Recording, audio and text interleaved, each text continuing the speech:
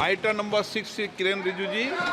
आदरणीय अध्यक्ष महोदय जी, मैं आपकी अनुमति से निम्न प्रस्ताव पेश करना चाहता हूं कि इस सभा के सदस्य लोकसभा के प्रक्रिया तथा कार्य संचालन नियम के नियम 311 के उपनियम 1 द्वारा अपेक्षित रीति से 30 अप्रैल 2025 को समाप्त होने वाली अवधि के लिए प्राक्कलन समिति के सदस्य के रूप में कार्य करने के लिए अपने में से 30 सदस्य निर्वाचित करें। एक मिनट, आप वरिष्ठ हैं, पेपर टेबल हो रहा है, सारी कमेटियां बननी है। बच्चों को नहीं पता जी, कमेटी बननी है। प्रश्न है कि माननीय मंत्री जी द्वारा प्रस्तुत प्रस्ताव को स्वीकृत किया जाए। जो सदस्य इसके पक्ष में हाँ कहें, जो सदस्य विरोध में ना कहें। मेरे विचार में निर्णय हाँ वालों के पक्ष में हुआ, हाँ वालों के पक्ष में प्रस्ताव स्वीकृत हुआ। Item number 7। Sir, with your kind permission, I rise to move that the members of this House do proceed to elect in a manner required by Sub-Rule 1 of the Rule 309 of the Rules of the Procedure and Conduct of Business in the Lok Sabha, 15 members amongst themselves to serve as members of the Committee on Public Accounts for the term ending on 30th April 2025.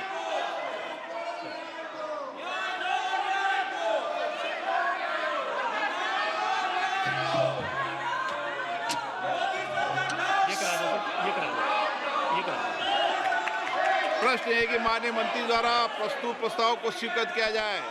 जो सदस्य के पक्ष में हाँ कहें, जो सदस्य विरोध में ना कहें। मेरे विचार में निर्णय हाँ वालों के पक्ष में, हाँ वालों के पक्ष में। माननीय सदस्यगण, मैं पुनः आपसे आग्रह करता हूं, हर विषय पर, हर मुद्दे पर आप राष्ट्रपति अभिभाषण पर चर्चा कर सकते हैं, संवाद कर सकते हैं और सरकार आपके हर विषय का जवाब देगी। आप नियोजित तरीके से सदन नहीं चलाना चाहते, मुद्दों पर चर्चा नहीं करना चाहते, राष्ट्रपति अभिभाषण पर चर्चा नहीं करना चाहते।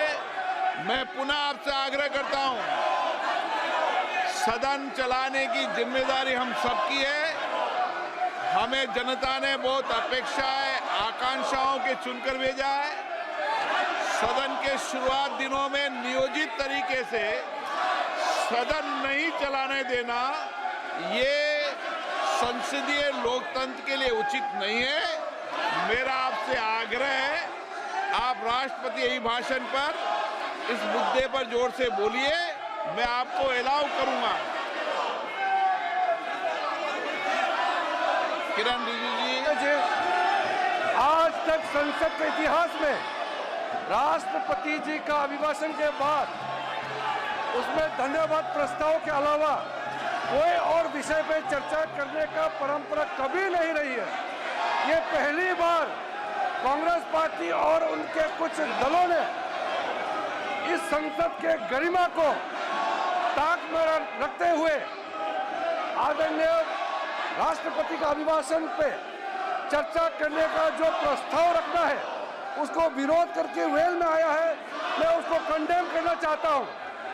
अध्यक्ष महोदय जी, आपने अपने चेयर से भी कहा है कि कोई भी मुद्दा विपक्ष के लोग उठाना चाहे उसको पर्याप्त समय दिया जाएगा और राष्ट्रपति का अभिभाषण के चर्चा के प्रस्ताव के दौरान पूरा अपने बात रख सकते हैं। और हम सर आपके माध्यम से मैं विपक्ष के लोगों को आश्वासन देता हूं कि चर्चा के दौरान कोई भी मुद्दा आएगा, हम जवाब के लिए तैयार हैं। पूर्ण रूप से हम जवाब भी देंगे। इसमें सदन को चलना दिया जाए और चर्चा होना चाहिए।